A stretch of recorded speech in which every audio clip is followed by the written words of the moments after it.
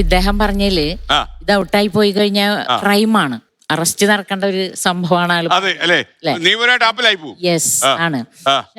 ഞാനിവിടെ പറയാൻ ഉദ്ദേശിച്ചത് ഒരുപാട് ചർച്ച നടക്കുന്ന ഒരു കാലഘട്ടമാണ് മാതൃത്വം പിതൃത്വം എന്നുള്ളത്. ആസ് എ പേഴ്സൺ ഒരു വ്യക്തി എന്ന നിലയിൽ അവരുടെ മൗലിക അവകാശമാണ്.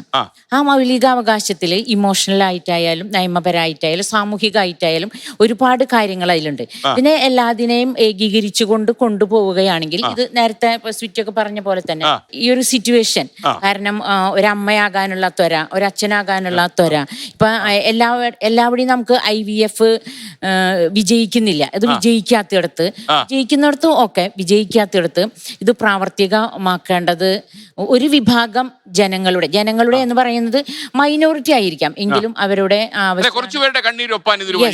വഴിയാണ്. പക്ഷെ അവിടെ ചൂഷണങ്ങളില്ലാതെ നമ്മളതെങ്ങനെ നിയമത്തിന്റെ മുന്നിലൂടെ കൊണ്ടുപോകാൻ കഴിയുമെന്ന് കൂടി നമ്മൾ നോക്കണം. ജെൻഡർ എന്ന് പറയുമ്പോൾ നമ്മൾ അറിയുന്നത് ഇപ്പൊ സ്ത്രീയും പുരുഷനും രണ്ടു പേരാണ് നമ്മൾ കോമൺലി അറിയുന്നത്. അതല്ലാതെ തന്നെ ഇവിടെ മറ്റ് ജെൻഡർ വിഭാഗങ്ങൾ എന്ന് പറയുമ്പോൾ ഇപ്പൊ സിറ്റി പറഞ്ഞതാണ്, LGBTIQ എന്ന് പറയുന്ന ഒരു വിഭാഗം ജനം ഇവിടെ ഉണ്ട്. പക്ഷെ അവരെ കാണാതെ പോകുന്നു. Lesbians, gays, bisexual, transgender, intersex, queer A+, asexual plus എന്ന് പറഞ്ഞു പോവാണ്. അപ്പൊ ഈ ജനവിഭാഗങ്ങൾക്ക് ഒരു വ്യക്തി എന്ന നിലയിൽ ഇന്ത്യൻ കോൺസ്റ്റിറ്റ്യൂഷൻ അനുശാസിക്കുന്ന എല്ലാ അവകാശങ്ങളും അവർക്കുണ്ട്.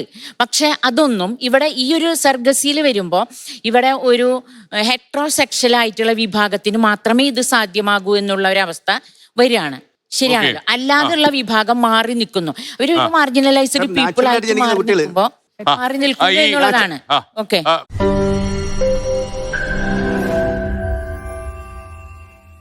ലോകത്തെവിടെയായാലും ഏത് സമയത്തും 24 വാർത്തകളും ഓഗ്മെന്റഡ് റിയാലിറ്റി പാക്കേജുകളും എക്സ്പ്ലെയിനറുകളും വിശദമായി കാണാൻ ഞങ്ങളുടെ യൂട്യൂബ് ചാനൽ നിങ്ങൾക്ക് സബ്സ്ക്രൈബ് ചെയ്യാം.